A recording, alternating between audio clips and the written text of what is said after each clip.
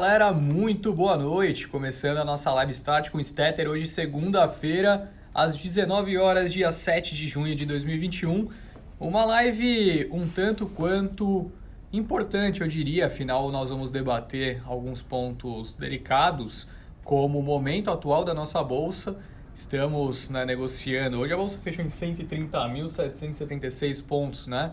Desde a sexta da outra semana, renovando máximas históricas.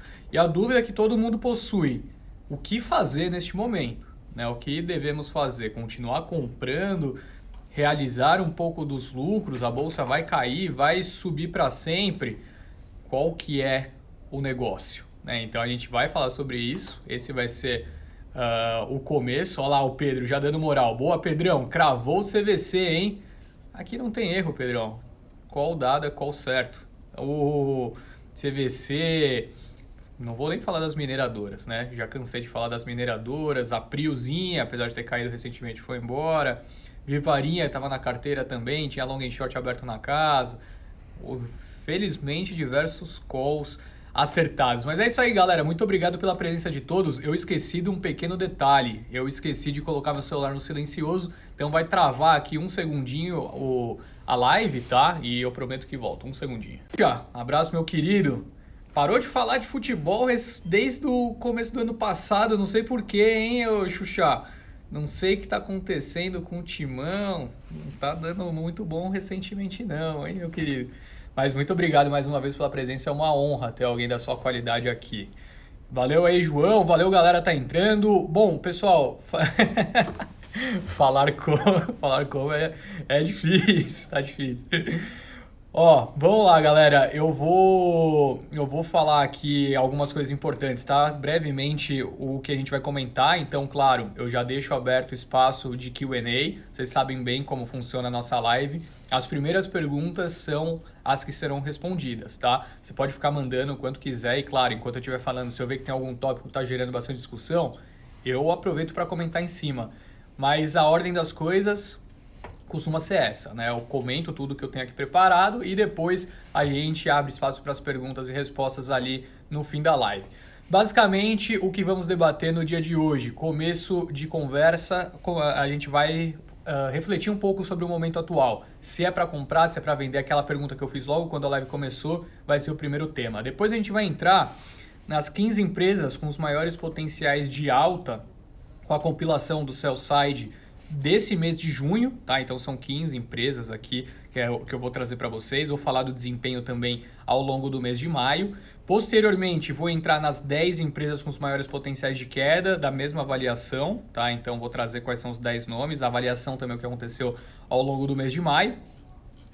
E por fim, as empresas que estão negociando abaixo de valor patrimonial, tá? Então, sempre dentro do nosso universo de cobertura, né? Então, quais são aquelas também que podem significar aí uma oportunidade de mercado, belezinha? Bom, vamos lá então, pessoal. Eu vou até tirar essa blusa aqui, começou a live e esquentei. Mas a gente vai começar a falar agora então sobre o momento atual da nossa bolsa. Hora de comprar, hora de vender ou hora de ficar quieto, sem fazer nada. Minha visão sobre isso é a seguinte: eu vinha alertando, talvez há umas 4 lives atrás, né, o quanto a nossa bolsa estava barata. Que em termos, né, de múltiplos, preço-lucro, estava de fato demonstrando ser uma oportunidade muito clara para quem acompanha o mercado, né? A bolsa negociando abaixo do primeiro desvio padrão em termos de preço-lucro. Além disso, né, um cenário onde as principais preocupações começaram, né, a se reduzir aqui na nossa bolsa, né? Então, claro, ainda estamos em meio a uma pandemia, mas já começaram a surgir expectativas de grandes vacinações no segundo semestre com o número de vacinas que vão chegar. Tem também o fato, né, do recrudescimento de atritos políticos, né? Estava muito forte isso no começo no começo desse ano, isso amenizou também, somado ao fato do grande fluxo que a gente tem visto, né? A balança comercial hoje, novamente, mais 2 bi que entraram para a conta, a soma disso, né, mais o secundário na nossa bolsa, um fluxo de investimento gringo muito forte entrando no Brasil. E tudo isso conversando com o câmbio, né? O dólar que chegou agora a bater R$ 5,05, fechou hoje a quanto? O futuro fechou a 5,068, né? Quase 5,7. A gente está falando de um dólar que chegou a bater, né, no começo do ano os seus 5,80, 5,90. Então, em linhas gerais, né, claramente a percepção de risco começou a se reduzir, ao passo em que nós já víamos, né, as empresas divulgando lucros muito expressivos, né? Rodrigão, me ajuda aí, foram quantas empresas que reportaram acima dos resultados aqui no Brasil, das expectativas? Acima e junto ao esperado, 77%. Então se você somar o que veio acima das expectativas, mais o que veio em linha com as expectativas, a gente está falando de 77% da nossa bolsa. 23% apenas que decepcionaram. Isso com as estimativas de lucro já nas suas máximas históricas. Naturalmente que revisões de estimativas depois dos resultados acima ocorressem, a bolsa ficaria ainda mais barata e tinha mais espaço para andar. Lá fora também foi bem forte, tá? Lá fora eu também não tenho o número, mas enfim, foi até mais forte de repente do que aqui. Você lembra de cabeça quando foi lá fora? Aproximadamente 90% nos Estados Unidos. 90 acima das expectativas? Ou 90 acima igual? Acima igual, 90%, mais ou menos. Então, se você somar os resultados em linha mais os resultados acima das expectativas, 90% dos Estados Unidos, aqui 77%. Então, naturalmente, revisão de lucro ia ocorrer, a bolsa ia entrar numa perspectiva ainda mais, né, de desconto, ou seja, ia aparecer estar mais barato. E uma hora ou outra, né, imagina o investidor que está olhando ali o S&P, o cara tá... A gente tá até brincando, o cara tava comprado em criptomoeda, o cara começa a olhar, bom, onde que eu vou investir nesse patamar de preço, né? Com as bolsas por lá, nas máximas, por mais que os resultados tenham surpreendido, o que eu faço com esse capital? Diminuiu a percepção de risco ao longo dos últimos tempos, né? A gente viu também outros países cometendo algumas atrocidades que pode ter até feito com que o Brasil passasse um pano para o Brasil, né? A gente viu a própria Turquia demitindo o presidente do Banco Central, né? Depois tentando interferir ali também na política monetária, um estresse danado, o México também em situações, né, controversas, principalmente quando se trata do ângulo. Naturalmente, né, veio ao longo dos últimos meses um fluxo muito grande. Nossa bolsa, que nós já estávamos com uma perspectiva que estava barata, atingiu suas máximas históricas. Na sexta-feira, zerou as perdas em dólar. Até fiz um post sobre isso no Instagram. Se você pegar o EWZ, né, que é o índice negocia lá fora, refletindo a bolsa brasileira e mais a variação cambial, chegou no patamar, depois de todo esse rally, dólar caindo e bolsa subindo, chegou exatamente no mesmo patamar que se encontrava quando a gente observou o primeiro caso, né, de Covid no Brasil. Então, em reais, nominalmente falando, é claro, né, nossa bolsa está nas máximas históricas. Mas quando a gente entende o porquê está lá, né, projeção de lucro, o dólar agora recuando, o quão barato nossa bolsa está, né, lá fora, naturalmente isso continua sustentando. É por isso que a gente vê uma dificuldade grande do nosso índice cair. Agora, é claro que eu não sou louco aqui de falar que vai continuar subindo para sempre. Né, vai continuar subindo para sempre? Claro que não, talvez daqui uma semana ou talvez nessa semana mesmo a gente possa ver uma realização mais forte, porque o rally também foi muito forte e vai acumulando, né? Vai acumulando gordura, uma hora tem essa realização. Então, respondendo já, né, até o que eu me predispus a falar primeiramente aqui na live, se a nossa bolsa está ou não está barata, se vale comprar, se é hora de vender ou manter posição. Eu acredito que nesse patamar, depois de 5, 6 máximas consecutivas, talvez faça sentido realizar um pouco dos lucros e ter um pouquinho de proteção na carteira. Tá? Agora, ficar fora da bolsa no fluxo da forma como ele está sendo observado, eu já acho loucura. Tá? Então é encontrar cases que possam, né, continuar acompanhando o bom cenário doméstico, né, de reaberturas, por mais que possivelmente a gente possa ter, né, uma terceira onda, alguns novos fechamentos de comércios, enfim, mas que será algo bem pontual, né? Afinal, a expectativa é que isso não possa se manter dessa maneira, seja devido à capacidade financeira dos comerciantes, que já está bastante delicado, ou também a perspectiva, né, de que o ritmo de vacinação possa se acelerar com a chegada de grandes lotes de vacina, seja da Pfizer, né, a produção local, apesar de novamente estarmos passando por um problema de insumos, né, na produção da Fiocruz. Enfim, a perspectiva é mais favorável para o segundo semestre. Naturalmente, o mercado antecipa esse movimento e por isso a gente está acompanhando já esse rally. Mas não dá para ficar de fora, tá? Então, um mix que eu acho interessante para a carteira é permanecer com empresas exportadoras fortes, que vão continuar apresentando uma capacidade operacional, né, bastante interessante, como é o caso das empresas de mineração, siderurgia. Gosto até mesmo de um setor que está, né, tendo uma performance bastante fraca esse ano, que é papel e celulose. Eu acho que tem valor e as empresas estão estacionadas, estão de lado, pode ter, né, alguma coisa interessante vindo daí. Empresa de óleo e gás não dá para não ter na carteira, né? Então a Petrobras, como eu vinha dizendo, por mais que a gente preferisse PetroRio, estava claro que naqueles 23, 24, uma hora, né, ia começar a andar. Eu ainda prefiro estar em PetroRio, mas eu acho que não dá para deixar de ter, né, um pouco de exposição ao setor de óleo e gás na carteira. O Brent atingiu, né, ultrapassou até, se não me engano, na sexta-feira, os $72 o barril, né, voltou um pouquinho para os 71 e alguma coisa, mas já é um patamar bastante interessante, né, comparado ao que nós vínhamos observando. Não estava conseguindo sustentar acima dos 70 e parece que vai conseguir agora. Isso conversa, obviamente, né, com a retomada da atividade econômica europeia. A norte-americana a gente nem precisa falar, né, os dados estão aí que corroboram bastante para isso.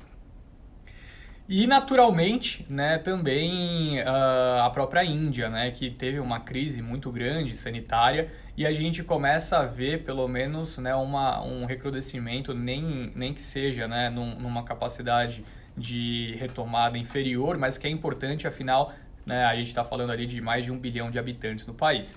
Então, bom, é importante ter na carteira um pouco de exportação. Eu diria talvez eu teria uns 30% da carteira em nomes com exposição ao mercado internacional nesse sentido.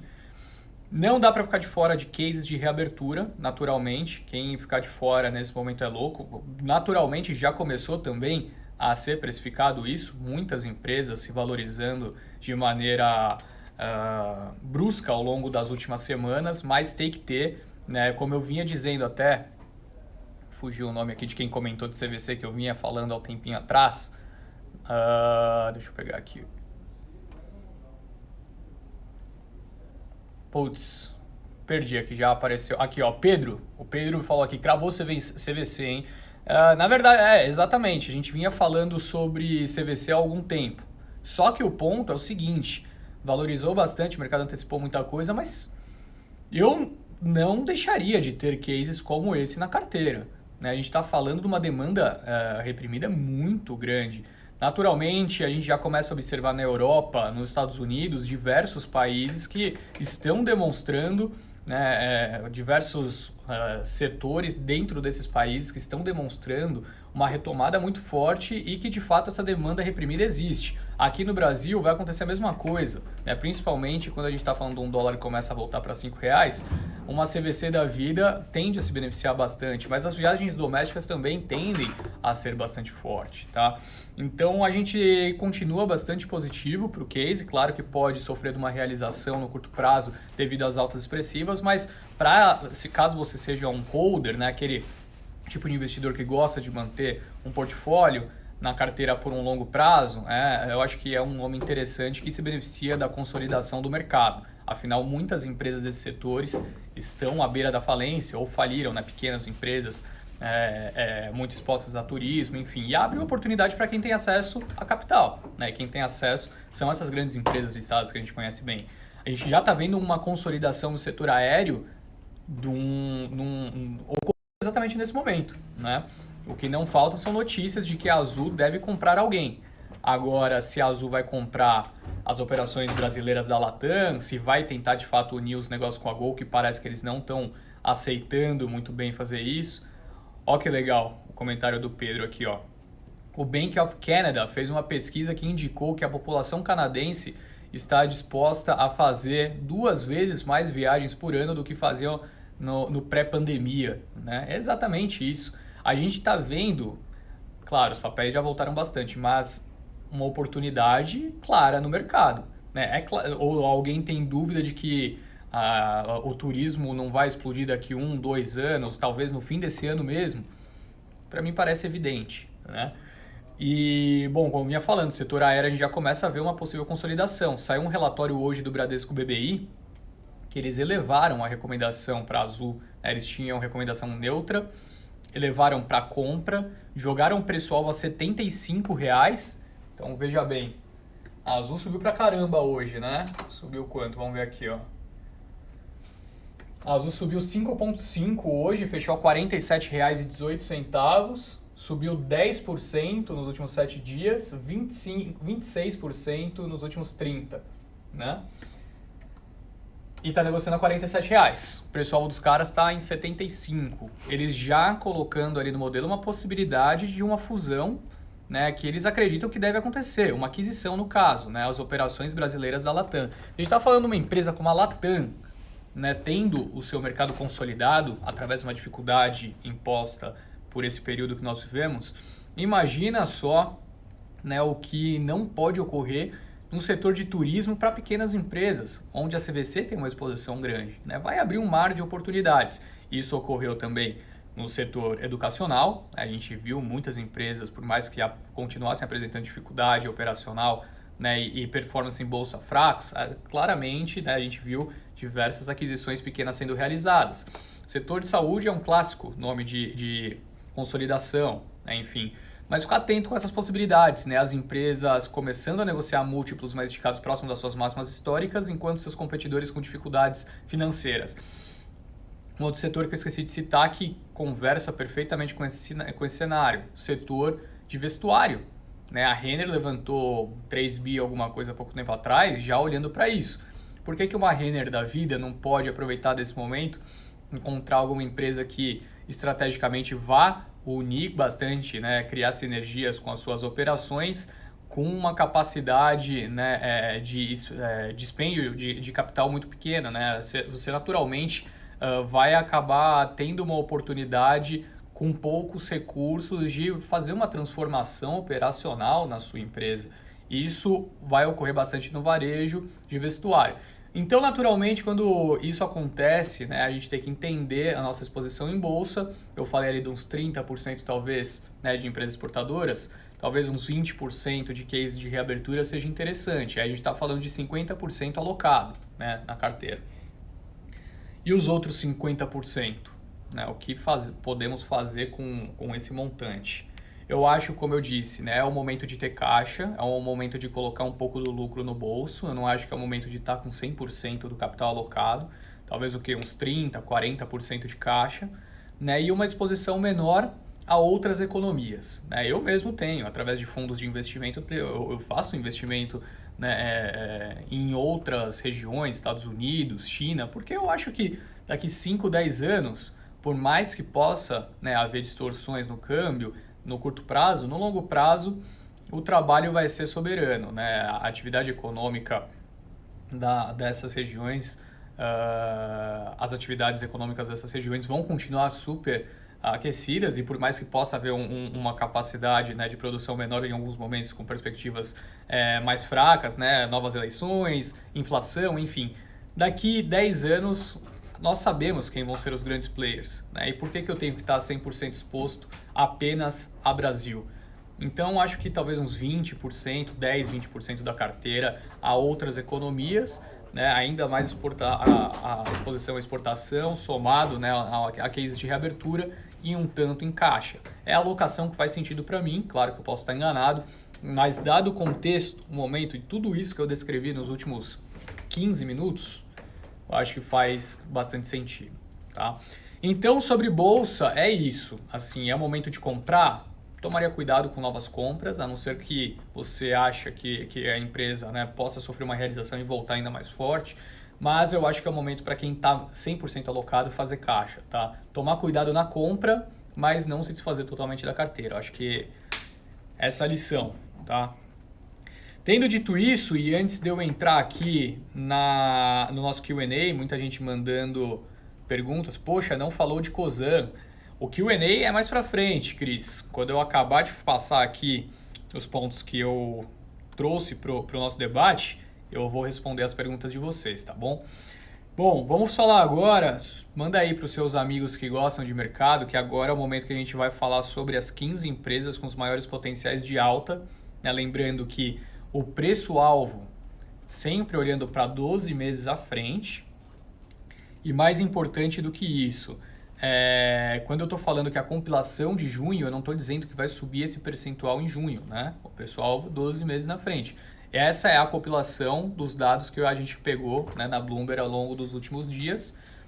E como que funciona? Qual que é a metodologia do negócio? A gente pega todos os preços-alvos de todos os analistas do mercado, das empresas que a gente cobre, a gente tira, né, dessa conta análises defasadas, ou seja, se tem o cara soltou um relatório com preço-alvo para a Embraer de R$ 35,00 em novembro de 2019, é claro que não vai estar na nossa conta, vai pegar o mais recente, se ele não publicou nada mais recente, ele sai da conta. Então tem essa defasagem que a gente exclui. E também, né, qualquer papel tem que ter pelo menos três analistas cobrindo, né? Então tem alguns papéis aí que naturalmente não entram dentro dessa conta porque o universo de cobertura é muito pequeno, tá? Aí a gente pega o preço-alvo médio, né? Obviamente compara com o preço de tela, descobre o upside de cada papel.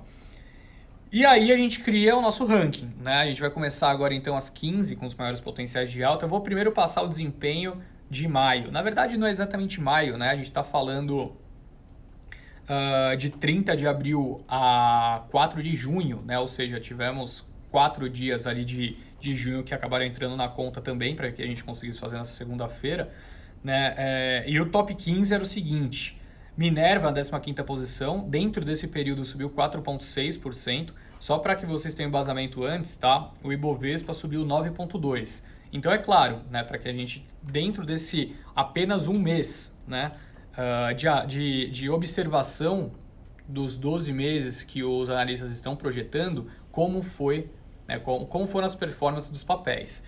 É claro também, assim, isso serve apenas para que a gente tenha um embasamento do que o mercado está achando, tá? Isso não é opinião da Guide Investimentos. Todo esse estudo é para que a gente consiga entender o que o mercado está olhando, o que o mercado está enxergando de oportunidade, e aí você toma a sua decisão de investimento baseado, obviamente, no que você achar mais interessante.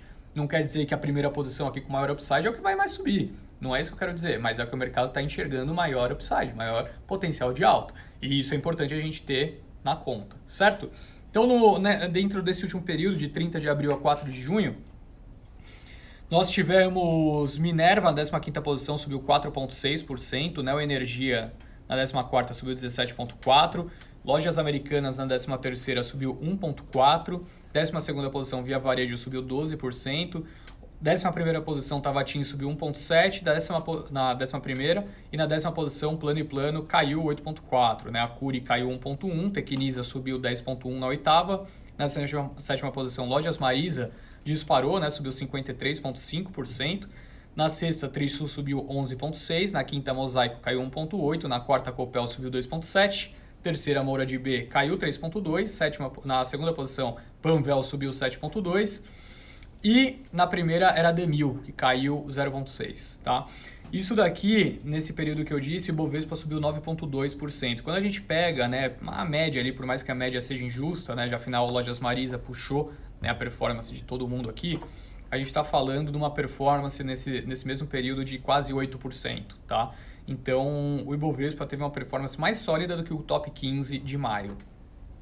Agora, para junho, anotem aí, eu gosto de fazer uma brincadeirinha aqui enquanto eu vou falando, tá? Então eu quero que vocês mandem quem vocês acham que está na primeira posição do top 15 desse mês, a empresa com maior potencial de alta de junho, tá? Comenta aqui no chat. Eu acho que a chance de vocês acertarem é 0. Eu acho que ninguém vai acertar, mas se alguém acertar, meus parabéns, vai ter um grande destaque aqui. Eu vou falar umas 50 vezes o nome porque tem que ter sorte, é um papel completamente fora do radar. Mas vamos lá, 15ª posição está Minerva, BIF3, com um potencial de alta de 45%, segundo os analistas do Sell-Side. 14ª, Mitre, né, construtora, que fez IPO até no comecinho do ano passado, assim que eu tinha entrado na Guide, com potencial de alta de 46%. Na 13ª posição, Sequoia, com potencial de alta de 48%. Olha lá, Cris, Sérgio, já erraram. Vou deixar vocês tentarem de novo. Pode tentar aí quantas vezes quiser, eu acho que vocês não vão acertar. 12ª posição, Oi BR3, essa daqui vocês adoram, né? Oi BR3, potencial de alta de 48% segundo os analistas. 11ª, Lojas Americanas, Lame. Olha lá, ninguém acertando. Eu sabia que vocês não iam acertar. Na 11ª posição, Lojas Americanas, 50%, né, o upside. 10ª posição, Sabesp, também com 50%. 9ª posição, Suzano, veja só que interessante. Uma empresa que conversa com o que eu falei ali no começo da live, né? Potencial de alta de 51%. Enjoei, na 8ª posição, potencial de alta de 58% também, né? 58%, na outra, a Suzano era 51%, perdão. Enjoei, 58%. 7ª posição, TIM, potencial de alta de 59%. Na 6ª, Gafisa, potencial de alta de 61%. Vamos ver aqui, ó. Azev, Mil, Rapt4, Jales, não, Log, Tecnos, Tecnisa, ninguém acertou. 5ª posição, Panvel, potencial de alta de 67%. 4ª, Curi, potencial de alta de 67% também. Aí o top 3, o pódio, começa com Mosaico, com potencial de alta de 69%. 2ª posição, Plano e Plano, potencial de alta de 70%. E na 1ª posição, vamos ver se alguém mandou aqui enquanto eu falava. Nada, ninguém acertou. Tinha certeza que vocês não iam acertar. Não, IRB, não é IRB não, tá louco. IRB não, jamais. 1ª posição, quem ficou aqui foi a Moura de B, MDNE3, com potencial de alta de 75%. Veja só que loucura, hein? Ninguém acertou a Moura de B, papel o mais esquecido talvez no mercado. É isso aí. Agora a gente vai passar para as 10 empresas com os maiores potenciais de queda, tá? A lógica, pessoal, deixa eu dar um golinho aqui enquanto eu falo.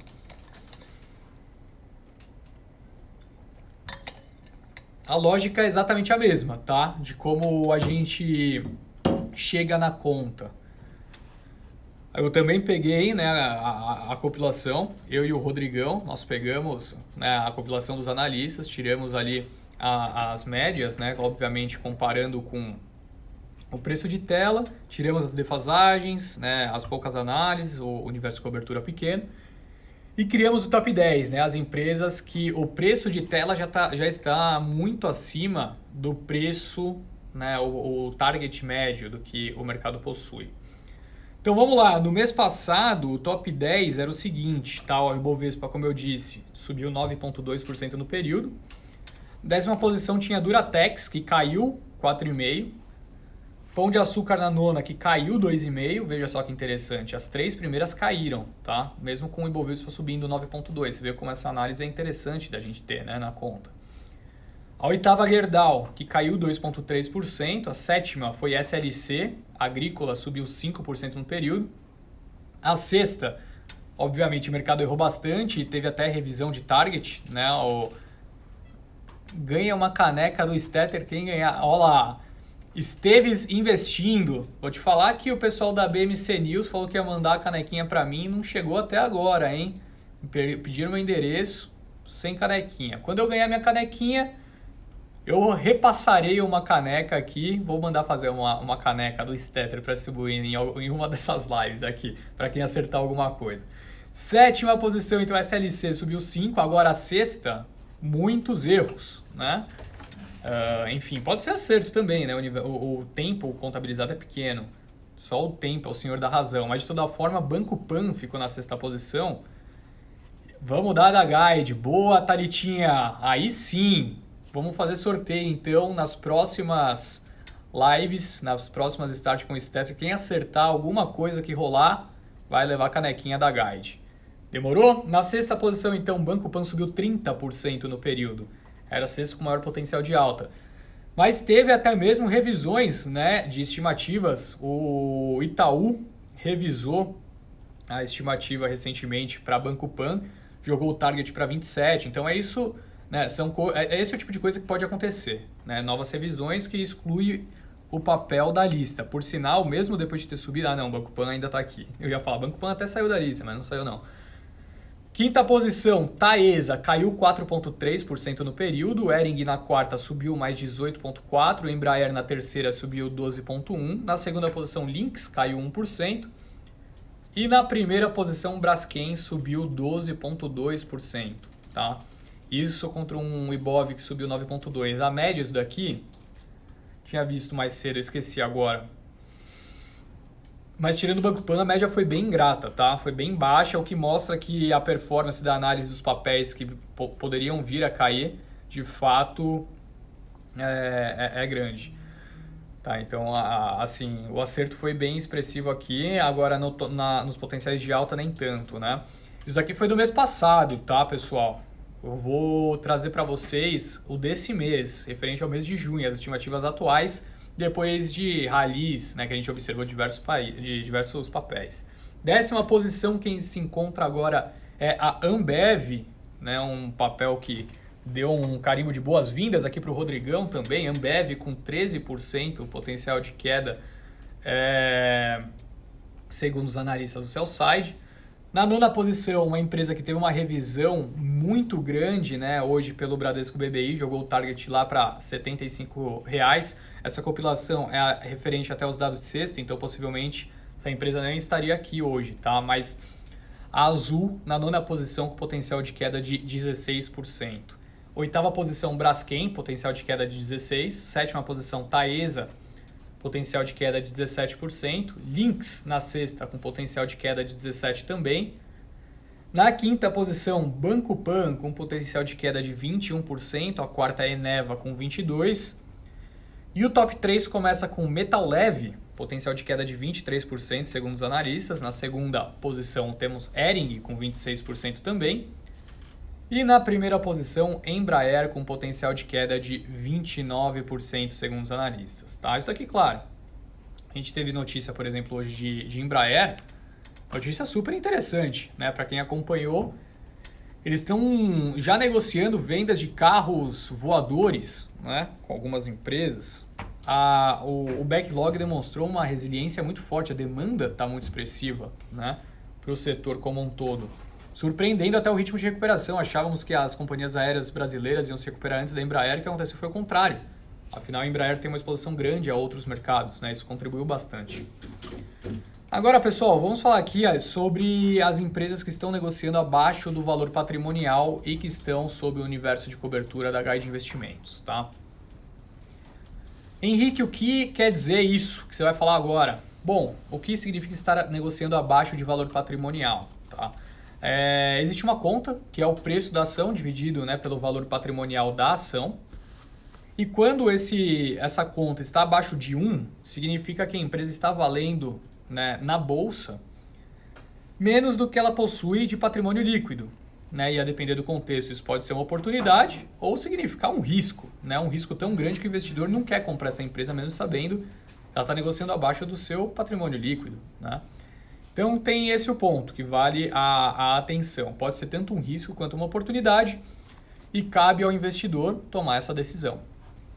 Nós temos atualmente aqui 19 empresas dentro do nosso universo negociando abaixo do valor patrimonial. Tá? Vou passar a ordem de baixo para cima. As primeiras que eu falar estão mais próximas do valor patrimonial. E as últimas, né, que são o número 1, 2, 3 do ranking, são as empresas que estão mais descontadas, né, nesse tipo de análise. Então vamos lá, para a gente não ficar enrolando muito aqui. Na 19ª posição, a Eletrobras, 0,99 vezes, né? Até com essa alta de hoje, possivelmente já até saiu da lista, deve estar negociando mais acima ali do 1,1 vezes, enfim. Depois temos BR Malls, né, na 18ª posição, 0,92 vezes. 17ª posição, Copel, com 0,91 vezes. 16ª, Gafisa, 0,89. 15ª posição, Tequilisa, com 0,89.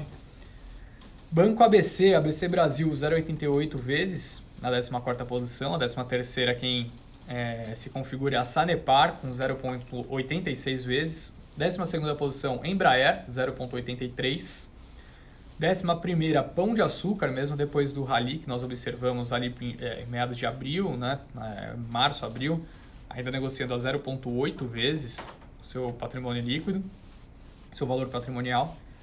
Banco do Brasil na 10ª posição com 0,75 vezes. Na 9ª, Moura de B, né, que se encontra curiosamente na lista das empresas negociando, né, ali com maior upside, 0,74 vezes. Na 8ª, Light, 0,74 também. 7ª posição, BMG, 0,73. 6ª posição, Iochip, 0,71 vezes. Banrisul na 5ª, 0,68. 4ª posição, Valid, 0,67 vezes.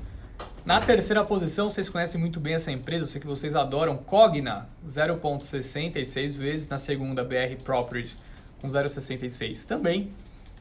E a empresa na 1ª posição agora é a Demil, né, a rede de farmácias, enfim, 0,59 vezes sendo negociada atualmente. O que é bastante curioso, né? Quanto tempo a gente não debateu sobre esses dados, talvez 3, 4 meses atrás, e era sempre a Embraer na 1ª posição. A Embraer sempre negociando a 0,5 vezes, né, preço-valor patrimonial, 0,6.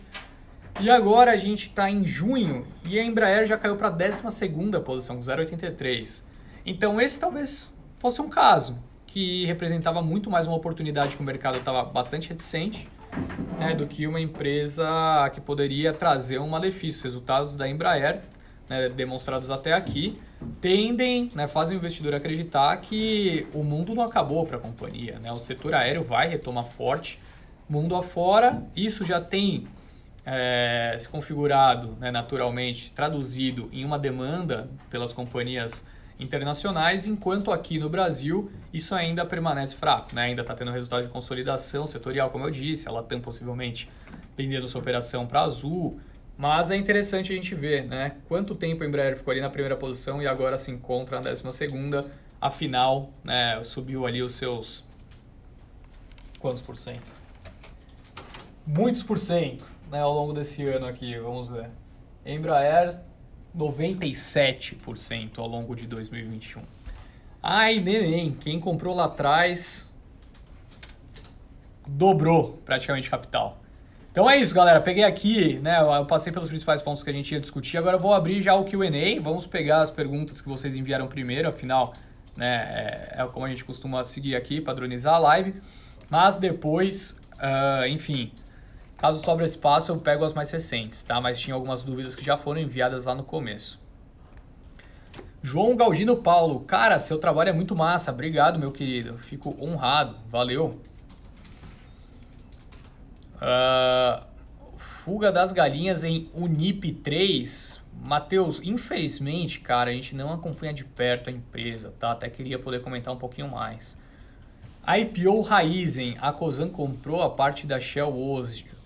Comprou a parte da Shell no negócio de lubrificantes, né? Eu acho que é esse o ponto que vai ao destaque.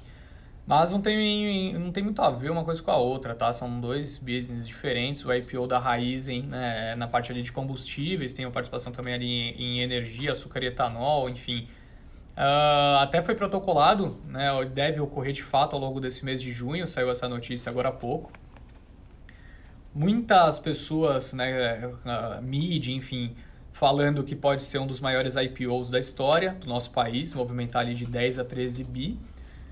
E naturalmente, né, isso é interessante, né, para a Cosan em si, quando você está fazendo uma oferta, né, de uma empresa que é uma controlada sua, você consegue destravar um valor, né, ganhar liquidez em algumas operações que você não conseguiria, o mercado não consegue avaliar 100% às vezes, né, você precisa ter esse free float, você precisa de repente fazer um spin-off, foi o caso do Pão de Açúcar com açaí, né, enfim, mas a gente continua positivo sim para a Cosan, até achamos que o upside não é tão grande nesse patamar de preço, mas a gente continua otimista, tá?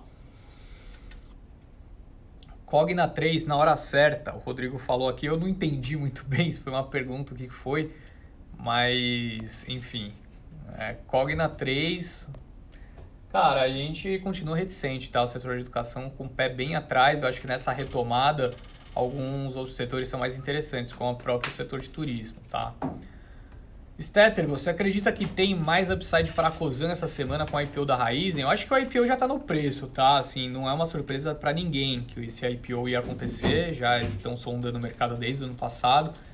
Já tivemos uma oferta da Cosan que foi frustrada, né, no fim do ano passado com a Compass.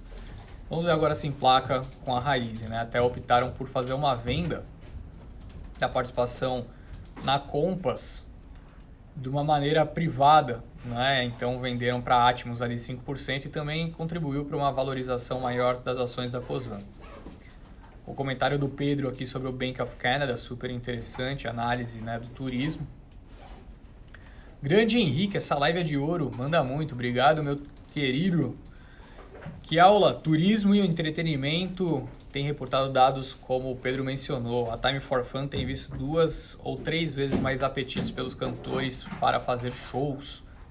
Super interessante, o papel aí também super esquecido, subiu, né, ao longo das últimas semanas ali os seus 16%, se não me engano, se compararmos a segunda da semana passada. E é o que pega na veia, né, Time for Fun, Show 3, pega na veia. Trabalho numa empresa de reparo de motores de avião e já começou um movimento forte de motores no chão para reparar. Olha, é o tipo de notícia, né, de ocorrido, de fato, né, que a gente tem uma capacidade de absorver menor, né, e por isso esse relato é interessante. Obrigado, RC Carvalho. Uma análise aí do dia a dia de que a retomada está acontecendo, né? Locadoras de veículos, o Jacaré Bretana perguntou aqui pra gente. Cara, eu gosto, tá? Eu sigo bastante positivo pro setor, é um dos meus queridinhos. Eu sempre gostei do setor de locação de automóveis, até acho que atualmente há um tipo de problema, que é a renovação da frota, mas ao mesmo tempo, né, em que a venda de seminovos também contribui cada vez mais para os resultados, né? A gente viu um apagão da indústria automobilística brasileira, o que naturalmente gerou uma escassez de ofertas por novos carros e a depreciação da frota acabou se reduzindo, né? Então, por um lado você ganha, depois para renovar essa frota fica mais difícil.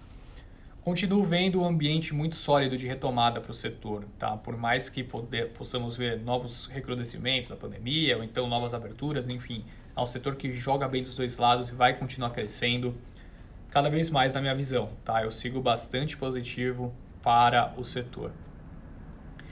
Cyrela e o setor de construção. O setor de construção foi muito impactado recentemente pelas perspectivas, né, negativas com o ciclo altista de juros e também com a alta dos custos devido, né, ao boom que tivemos no setor de mineração e siderurgia. Dado esse contexto, eu acho que um ponto que é importante a gente colocar na conta é o seguinte: as empresas, né, as próprias Cyrela, estavam negociando a R$ 21, R$ 22 na semana passada, uma barganha. Vão ter um ano ainda muito forte, né, independentemente desses pontos que eu levantei, vão ter um ano muito forte. Os juros vai continuar baixo, crédito imobiliário também, né, o financiamento, enfim, bastante acessível, enquanto a atividade econômica retoma, né? Eu acho que tem valor aí sim, eu acho que muito disso foi precificado recentemente numa retomada, mas eu continuo com uma visão positiva, tá? Principalmente para a Cyrela, que é a nossa top picker do setor. Falei de Cosan, você viu, Cris? Eu falei que ia falar e falei. Pode comentar sobre CSN Mineração? Gostamos. Acho que aqui, né, eu já falei muito de mineração ao longo das últimas lives, mas nada muda, tá? A gente viu uma volatilidade demasiada no setor, uma volatilidade incorreta, né, com muitos medos e riscos sendo colocados na conta e coisas que não vão de fato se concretizar, né? Como é o fato de uma depreciação expressiva do minério de ferro. A atividade, por mais que a China tente, né, por alguns momentos, emplacar numa queda no preço, devido a investigações de siderúrgicas, de manipulação, especulação, enfim.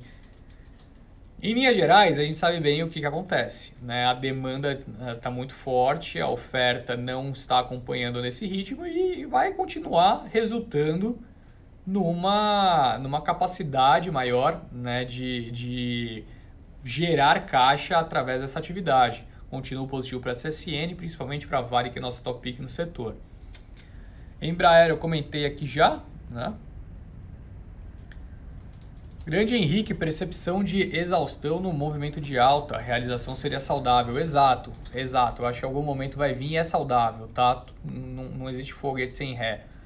Já enviei para todos aqui, Sara Investe em peso. Muito obrigado, meus queridos. Fico muito feliz com a presença de todos. B3 não acompanha o setor, oportunidade. B3 acho que tem que colocar o pé um pouquinho atrás, por mais que o cenário continue muito favorável, muitas pessoas entrando na bolsa, taxa de juros permanece baixa, o volume negociado cada vez mais crescendo, mas o ritmo de crescimento começou a cair em comparação com o ano passado. E para quem não acompanhou, saiu um relatório de JP Morgan, né, reduzindo a recomendação de B3, de compra para neutro ali no fim da semana passada, levantando a possibilidade de uma nova bolsa ser criada por alguma corretora, né? Então isso naturalmente pesou ali nos papéis da B3 e acho que não deve acompanhar talvez o mercado, tá? Acho que tem o setor, acho que tem grandes chances do setor de fato permanecer um pouquinho descolado de B3, tá? Farmácias construtoras já citei aqui, B3 já falei também, e aí depois começou o nosso jogo, né, pessoal? Ó, a gente já tem aqui 47 minutos de live, eu vou pegar algumas rápidas aqui que vocês enviaram aqui no fim, tá? Sul a gente continua com o pé atrás, Alexandre, a gente gosta do nome, mas achamos que o setor ele não deve reagir de maneira tão sólida, de maneira rápida. O que está achando o movimento da BRF? Eu coloco um pouco o pé atrás também para a BRF, tá? Eu acho que faz muito mais sentido estar comprado em Marfrig e vendido em BRF. A apreciação recente foi uma demanda pontual vinda do Molina, né? Então aumentando a posição para quase 30%, né? E puxou naturalmente a cotação. Agora, se olha para fundamento, na minha visão, BRF vale uns 26, 27 reais, tá? Eu vejo o Marfrig com um upside mais interessante e com uma exposição, uma diversificação agora maior, né? Tem 30% do capital da BRF, isso não exclui o fato. Então, eu acho que faz mais sentido esse movimento, tá? Com o valor do petróleo em alta, não é um risco para a Prio e pares. Na verdade, é ótimo para a Prio, tá? Para a Prio é excepcional. Nossa, você ajuda muito. Obrigado, Elizabeth. Os em 5 que houve, apanhou bastante recentemente, né? O setor tem sido prejudicado devido a uma capacidade cada vez maior de investidores olharem para o mercado doméstico e também a queda do dólar, tá? Mas eu continuo bastante positivo para o setor de mineração, siderurgia, né, enfim, mas preferindo outros nomes, como eu já disse. Bom, galera, eu gostaria de agradecer a presença de todos, então, a gente falou bastante sobre muitos assuntos, tá? Eu vou comentar aqui uma última dúvida que eu acho que de fato é pertinente, eu acabei não citando, tá? Eneva com as termoelétricas na crise hídrica por vir, isso é importante, eu não citei de fato. Crise elétrica, pessoal, caso haja racionamento de energia, prejudica, né, obviamente, empresas que são distribuidoras, né, e também as geradoras. As transmissoras, menos, né? Mas, enfim, você tem que olhar com bastante cautela para empresas com exposição a hidrelétricas aqui na nossa região, principalmente no Sudeste, tá? Quando a gente tem uma exposição a outras regiões, o risco se reduz bastante, então você pode olhar para outros nomes de outras regiões, o impacto tende a ser menor, mas há um ponto importante que é esse, né? De fato, o preço da energia tende a subir e quem mais vai se beneficiar são as produtoras, né? Enfim, empresas que possuem exposição a outras formas de geração de energia, como é o caso da Eneva através de termoelétricas, né? A Ômega Geração possui uma grande capacidade de geração através de outras fontes, principalmente a eólica, né? Tem um pouquinho de exposição hidrelétrica, mas é menor. Então eu olharia com mais cuidado para algumas empresas ali do setor e olhando com carinho para quais podem se beneficiar. Acho que o mercado já antecipou um pouco disso também, já fez preço ao longo desse último mês, mas é algo para a gente ter no radar, tá? Grande Thiago, abraço meu querido. Sanepar é oportunidade? Não gosto muito de Sanepar, fico com o pé atrás. Eu acho que as interferências políticas que ocorreram ali em meados de novembro, dezembro do ano passado foram muito fortes, né? Mudando taxa de reajuste, né? De IGPM para IPCA, o mercado não gostou nem um pouco disso. Também muitas medidas sendo realizadas para conter os impactos financeiros né, gerados por conta da pandemia e a tarifa básica, por exemplo, não sendo reajustada, enfim, não sendo cobrada. Então, eu tenho bastante cautela, a gente prefere olhar com mais carinho dentro do setor de saneamento para a Sabesp, tá? Então é isso, pessoal. Gostaria de agradecer a presença de todos. Eu sei que eu não respondi a pergunta de todos vocês, mas já temos aí mais de 50 minutos de live, falamos bastante coisa importante. Amanhã, caso eu não tenha respondido sua pergunta, mande no nosso Morning Call a partir das 8h40 no Instagram da Guide Investimentos. Eu vou ter, né, todo o prazer de pegar a dúvida de vocês.